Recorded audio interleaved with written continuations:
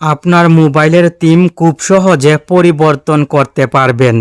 দেখুন আমার মোবাইলে এই থিমটি ব্যবহার করছি।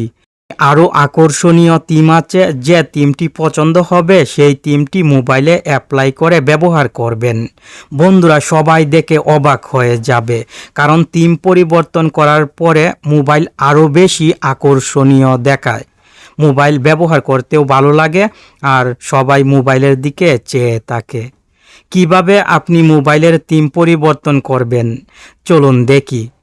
মোবাইল থেকে থিম অ্যাপটি খুঁজে বের করে থিম অ্যাপটি ওপেন করবেন।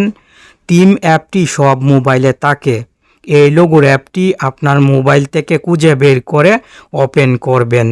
উপরের দিক থেকে থিমসে ক্লিক করবেন। অনেক থিম আছে আপনার মোবাইলের জন্য, এখানে অনেক থিম দেওয়া আছে। যে থিমটি আপনার পছন্দ হবে সেই থিমটি অ্যাপ্লাইয়ে ক্লিক করে মোবাইলে সেট করতে পারবেন।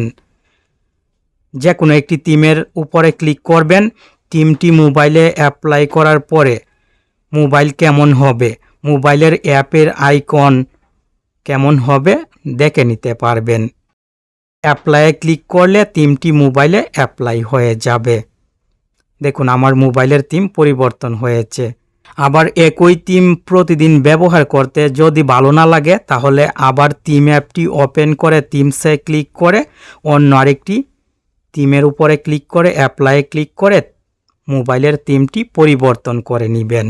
আর কোনো সময় যদি ডিফল্ট থিম ব্যবহার করার দরকার হয়, মানে মোবাইলের সাথে যে থিমটি ছিল সেই থিমটি ব্যবহার করার দরকার হয়, তাহলে কি করবেন শিখে রাখুন।